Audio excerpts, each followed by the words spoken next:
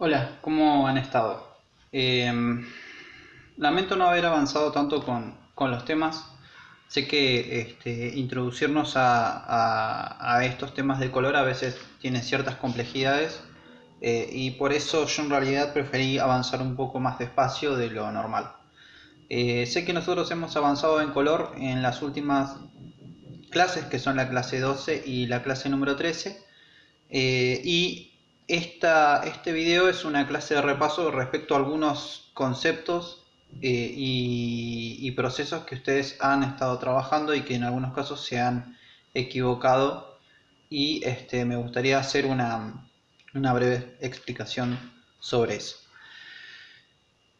Para iniciar, he tenido algunas dificultades con respecto a internet, que se me ha cortado muy a menudo, y en algunos casos he estado con el modem sin funcionar durante varios días hasta que me lo vinieron a cambiar, así que por eso hubo cierto retraso con respecto a la respuesta de los ejercicios.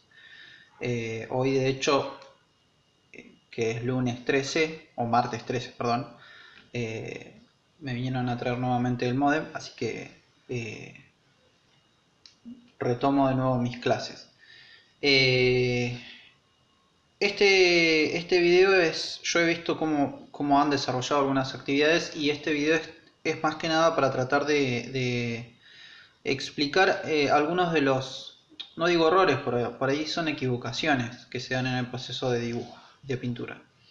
Porque muchas veces en los comentarios se presenta la dificultad de que puedo escribir un montón, y muchas veces algunos conceptos que no están incluidos o que no están comprendidos no se entienden.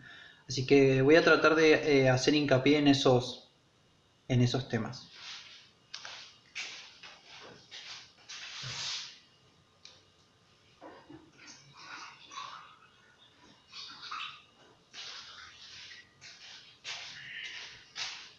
Un vaso de agua para aclarar un poco la garganta. Eh, Vamos con algunos aspectos de la representación. Yo no sé si he hecho este video o he explicado este pequeño ejercicio que uno hace al dibujar, pero creo que lo expliqué en tercero, no lo recuerdo, y no sé si lo expliqué en primero, pero lo vuelvo a retomar, o es la primera vez que lo retomo por si nunca lo mencioné. Bien, antes de empezar a dibujar, sí, lo importante es saber cómo uno pone la hoja de acuerdo a lo que va a representar. En este caso, no quiere decir que los paisajes no tengan un tipo de hoja que se presente de este modo. ¿Por qué se puede usar la hoja así? ¿Por qué se puede usar la hoja así? Es algo relativo a la distancia que tienen los objetos al representar, ¿sí? Si ustedes le prestan atención al puente, voy a poner acá.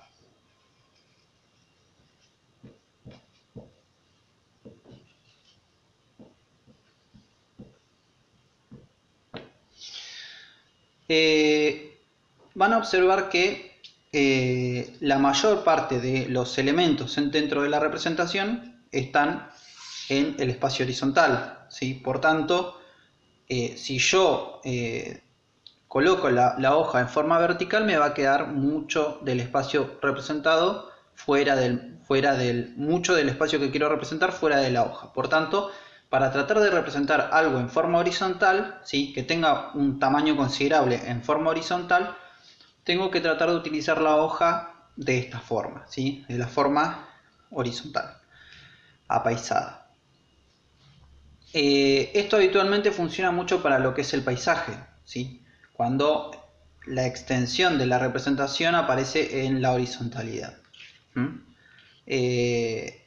Cambia un poco si yo voy a representar algo que no tiene esa idea de horizontalidad, sino que tiene está representado en lo vertical. Voy a poner dos ejemplos, dibujos que ya han visto. Y acá tienen una tetera y un vaso y el gato que ya hemos visto. Si ustedes prestan atención, ¿sí? Vamos a tratar de jugar con este y ver qué pasaría si yo lo pongo de forma horizontal.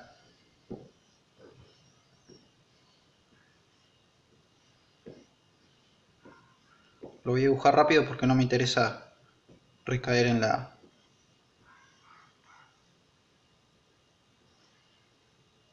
Me interesa hacerlo rápido. Bien.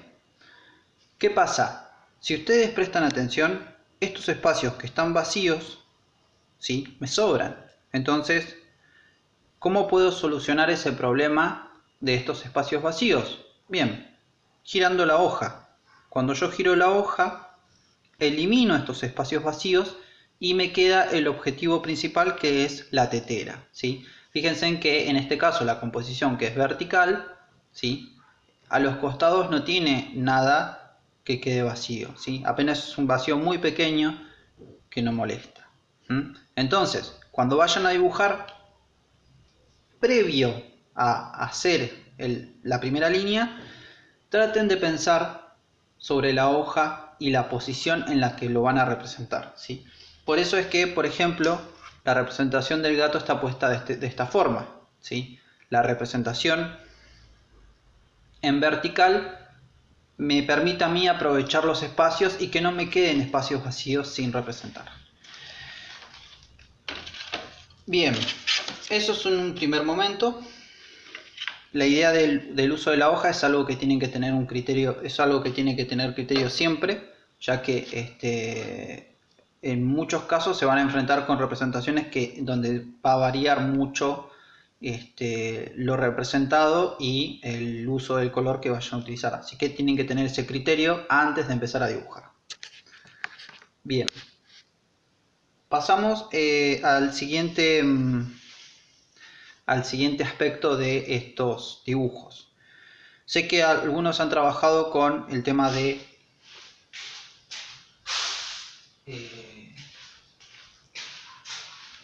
sé que muchos han trabajado con el tema de la representación de árboles y me gustaría retomar ese tema, ¿sí? ¿Qué pasa con los árboles? Esto es una obviedad y en realidad me lo recalcó mucho un profesor de pintura y él me decía que al representar un árbol, ¿sí? Lo que ocurre es que las ramas se van a hacer más grandes las ramas van a ser más gruesas en la medida que estén más cerca del tronco. Cuanto más lejos del tronco se encuentren, se van a hacer más finas, ¿sí? Esto lo pueden comprobar ustedes si se van a un árbol y tratan de ver las ramas que están cercanas al tronco y las ramas que están más alejadas. ¿Qué ocurre? Si ustedes me tiran una línea gruesa así y después me ponen la hoja de esa forma y me arrojan un montón de líneas de la misma manera, no puedo interpretar que eso sea la rama de un árbol, ¿sí? A menos que sea otra cosa. Si es otra cosa, especifiquen qué es. Pero yo no puedo no puedo interpretar la rama de un árbol si yo lo dibujo de esta forma, ¿sí?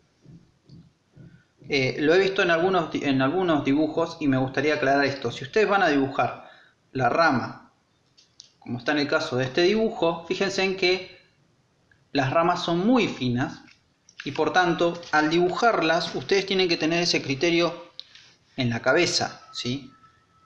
Yo puedo arrojar una rama gruesa y de esa rama gruesa puedo hacer ramificaciones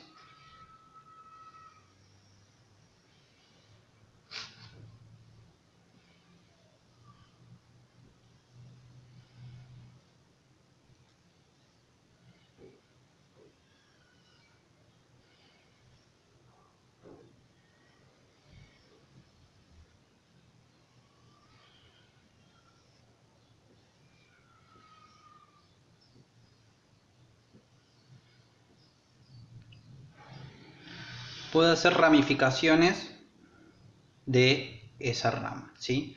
Entonces el criterio, si ustedes retroceden el video y ven cómo eran las ramas hace un rato y ven cómo las ramas son ahora, tiene mucho más sentido el dibujar las ramas de esta forma que de la otra, ¿sí? Que sean directamente solamente una rama homogénea sin que tenga una diferencia de tamaño. Entonces, si van a dibujar las ramas, piensen en este criterio. Mientras más cerca del tronco estén, van a ser gruesas. Mientras se alejan, se van a ir haciendo más finas, ¿sí? Traten de pensar en ese criterio al dibujar. Es un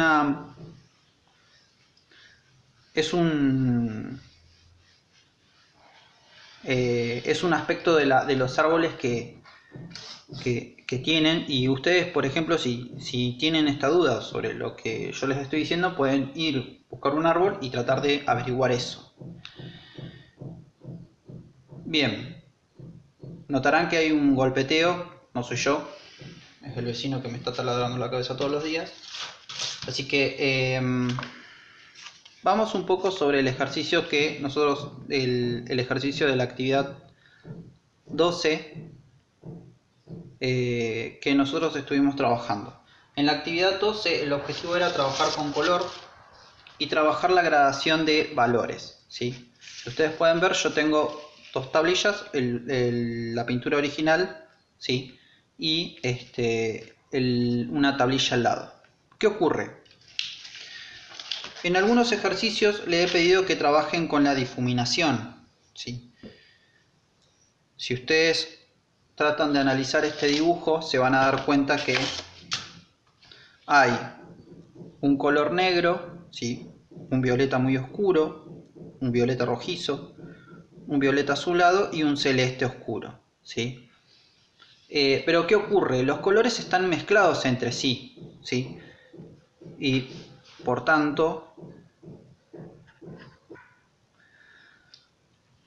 lo tanto van a encontrar tres secciones del color, ¿sí? ¿Qué ocurre? Estos colores, para que tengan una transición, un difuminado, tienen que mezclarse entre sí, ¿sí? Tienen que tener una mezcla entre sí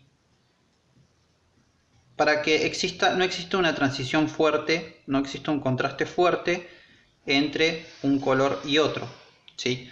Algunos alumnos me decían, bueno, es un poco difícil trabajar con pintura y hacer esa transición. Hoy lo vamos a ver, pero lo vamos a ver un poco más lento, ¿sí?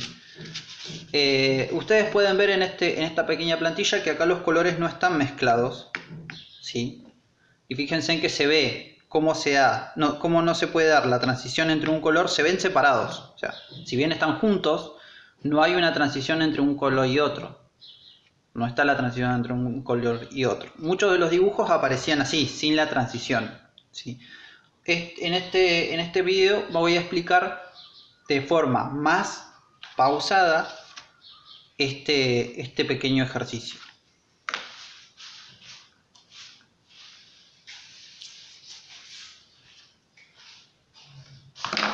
Bien, no voy a dibujar el árbol ni la luna, solamente me interesa el fondo, que es lo que se presentó con más dificultad. Sepan ustedes que si utilizan témpera, los colores de la témpera se pueden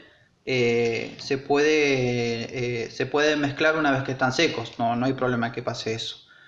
Si usan otro material como el óleo, como el acrílico, no se va a poder. Bueno, con el óleo sí, pero si tienen otro material. Voy a acercar un poco la cámara, así ustedes pueden ver con más claridad. Voy a empezar desde el azul, ¿sí? Y voy a ir hasta el negro, ¿sí? Por tanto, no necesitan saber la paleta, ya la conocen. Voy a usar un azul oscuro para no ir directamente con el celeste. Bien. Recuerden utilizar un pincel grande, que es el objetivo, que es el más útil para este ejercicio, ya que tiene que cubrir mucho espacio. Pongo el color, ¿sí? Lo voy a explicar muy suave, muy lento. Pongo un color, ¿sí? Trato de cubrir bien el espacio. Y ahora voy a pasar al siguiente color, que va a ser el que le sigue, el que sea un poquito más oscuro que este azul, ¿sí? Que sería el violeta azulado. Acá empezamos con la transición. Voy a cubrir el espacio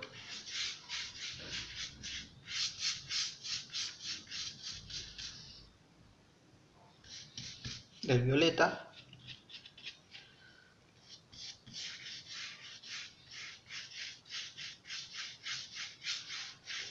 Puedo utilizar un poco de agua para extenderlo. Y acá voy a empezar a mezclar los dos colores, ¿sí?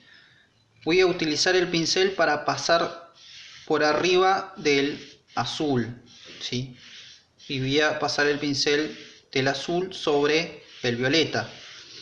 Van a ver que cuando ustedes estén pasando el pincel de esta forma, se va a borrar esa línea de diferencia entre el azul y el violeta, ¿sí?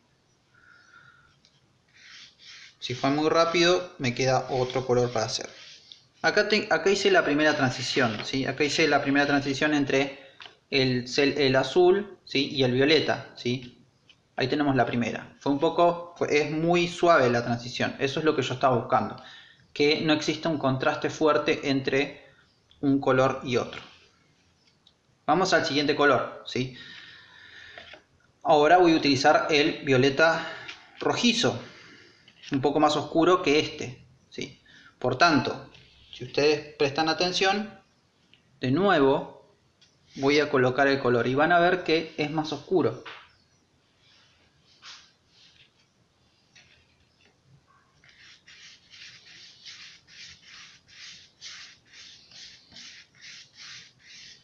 Lo esparzo por el soporte.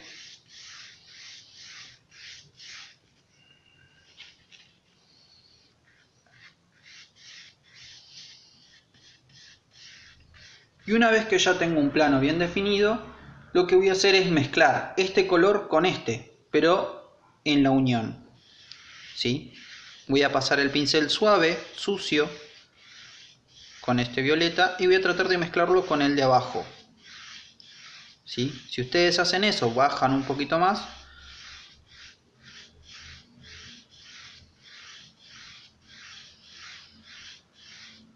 se genera la mezcla entre un color y otro, ¿sí? Este era el objetivo que tenían para trabajar en la actividad número 12. Ahora vamos a completar y vamos a trabajar con un color un poco más oscuro, que esta vez va a ser el negro. Para este color voy a tratar de expandir un poco el límite del violeta y voy a generar una transición entre un color más oscuro y el violeta. Bien, voy a usar el negro esta vez y acá van a ver por ahí con más claridad cómo sea la transición entre un color y otro, ¿sí? Ya tuvimos 3 ejemplos. Coloco el negro.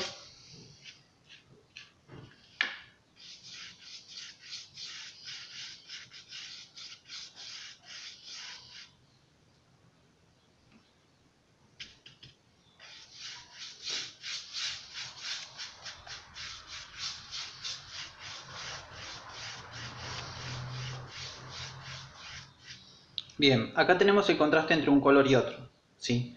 Ahora vamos a hacer que se mezclen entre sí y generen una transición, ¿sí?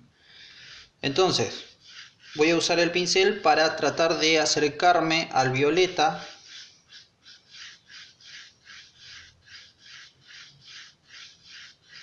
y puedo usar el violeta para acercarlo al negro.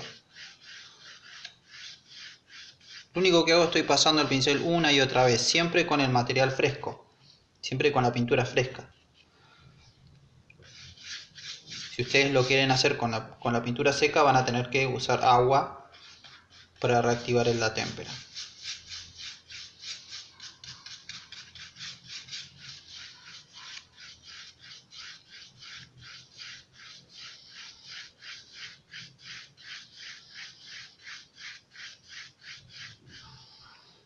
Bien.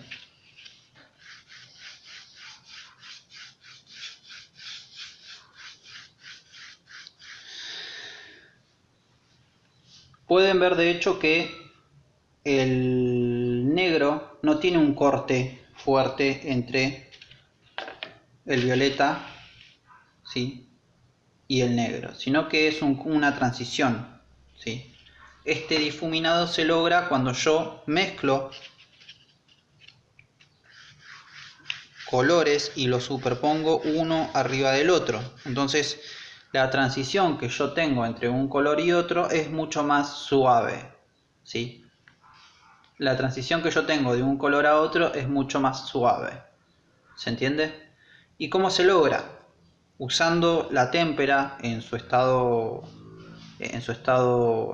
usando la témpera, y cuando está fresca paso un pincel de otro color y trato de mezclarlo, tratando de usar un pincel grande, ¿sí? Para lograr el difuminado tengo que cubrir un terreno bastante amplio, yendo hacia el color más claro y hacia el color más oscuro. Ese era por ahí la dificultad que se presentaba, y por ahí también es el objetivo de este video, de que logren comprender cómo se da la transición entre un color más oscuro, perdón, de un color más claro a un color más oscuro. Se puede lograr de hecho con cualquier tipo de color, incluso con colores que son complementarios. Bien, hasta acá la parte de la clase 12, que era sobre el uso de color, ¿sí? Sobre el tema de la transición entre un color claro y un color oscuro. Vamos con la siguiente parte de esta clase, donde vamos a ver un poco sobre colores complementarios.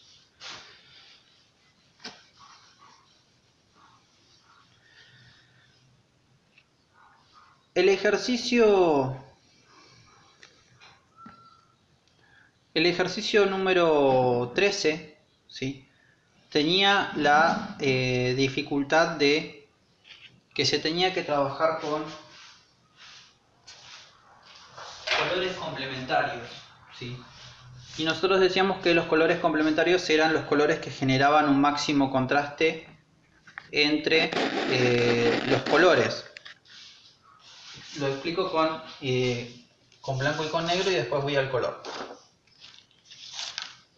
Tendría que haberlo hecho así desde el principio. Bien, contraste, ¿sí? El contraste es la diferencia entre, para el caso de la representación, de un color y otro, ¿sí? Y acá tenemos tres plantillas, ¿sí?, que ven, son tres cuadrados con diferentes grises. Si ustedes pueden ver, tenemos un contraste fuerte, ¿sí?, perdón, un contraste fuerte entre el cuadrado blanco y el cuadradito que tiene adentro, que es un cuadrado gris. Fíjense en cómo este cuadrado que es gris es igual en los tres cuadrados. ¿Qué pasa? El contraste va a variar entre un valor y otro, ¿sí? Entonces acá tenemos un contraste fuerte, ¿sí?, un contraste medio y un contraste bajo, ¿sí? ¿Se nota? Bueno, en realidad sería contraste alto, contraste bajo, contraste medio. Pero no importa. Acá pueden observar cómo se da el contraste entre valores, entre grises. Ocurre lo mismo si yo utilizo un color para generar ese contraste, ¿sí? Acá tenemos, lo voy a poner juntos, acá tenemos tres cuadrados, ¿sí? En estos tres cuadrados se observan el contraste entre un rojo, un cuadradito rojo, ¿sí?, y tres cuadrados rojos. Acá hay un bajo contraste, ¿sí? No se diferencia muy bien el cuadrado del centro, ¿sí?, a menos que yo se lo señale. Esto es lo que se llama bajo contraste. Bien, el objetivo de nuestra actividad era trabajar con el contraste, pero con el contraste de color. Por tanto, el objetivo era dividir el círculo cromático en tres grandes grupos, ¿sí? Trabajar con el naranja, con el rojo y trabajar con el naranja y el violeta, trabajar con el verde y el rojo y trabajar con el violeta y amarillo. Oh, me equivoqué, tenía que usar azul acá, pero bueno, usé violeta. Error mío.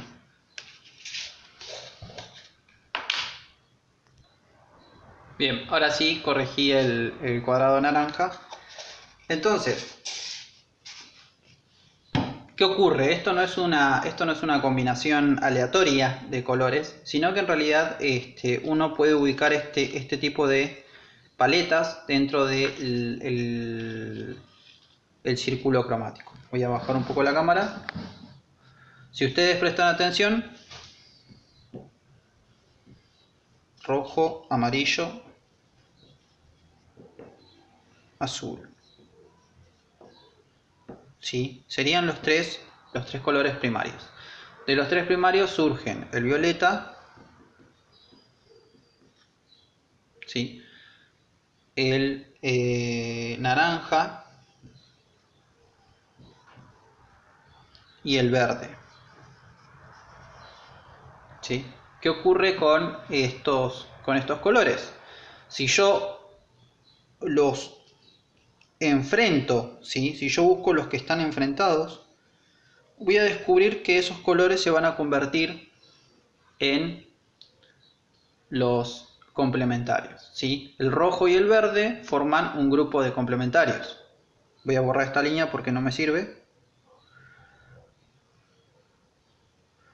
Ahora, el azul y el naranja forman otro complementario.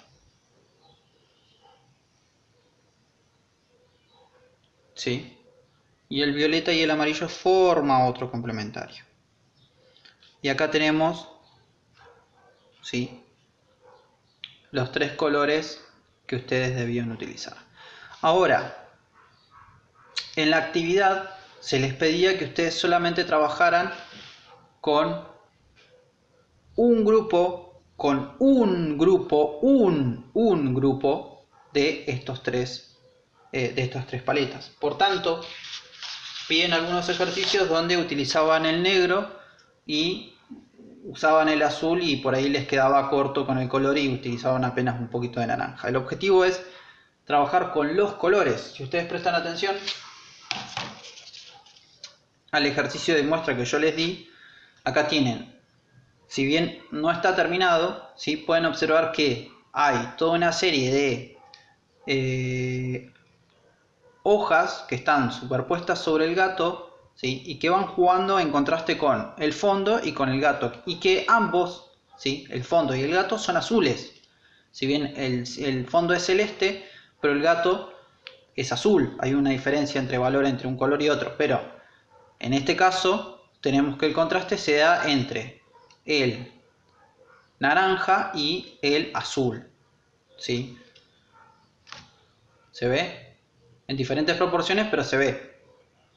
Ahora, vi en algunos casos donde utilizaban el negro con otro color, donde donde por ahí quedaba corto, dibujaban las ramas demasiado gruesas y no se entendía qué era. Y en algunos casos donde corregían el dibujo y se ve que dibujaban un paisaje utilizando un montón de colores. El objetivo es utilizar solamente un grupo de estos dos colores, ¿sí? Un grupo de estos tres grupos, ¿sí? Por tanto, traten de, si van a seleccionar un tipo de paisaje, yo puedo utilizar, no sé, puedo dibujar, ahora no me viene nada a la cabeza, pero puedo dibujar, no sé, un paisaje posapocalíptico, un bosque posapocalíptico con un cielo rojo, supongo, ¿sí? O un demonio caído en la hierba, ¿sí? La hierba de verde, el demonio de rojo, ¿sí? Es lo que se me ocurre, lo que se me viene ahora. El objetivo era solamente utilizar, vuelvo a repetir, solamente utilizar un grupo de estas tres paletas, ¿sí? Un grupo de estas tres paletas. No era muy complejo el ejercicio, ¿sí? Por tanto, si van a dibujar, traten de que se note bien el color del grupo que eligieran, ¿sí? No traten de trabajar directamente con negro o con blanco. Traten de trabajar con estos colores, ¿sí? Bien. Esto es un video de repaso para las actividades número 12 y 13, ¿sí? Donde vimos un poco el uso de la hoja, el repaso sobre algunos aspectos del dibujo y sobre el trabajo de transición de color que les costaba un poco. Así que espero que las dudas que tengan sobre las actividades hayan sido resueltas.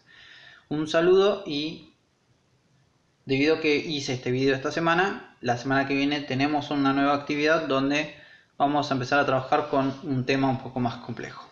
Muchos saludos, hasta luego.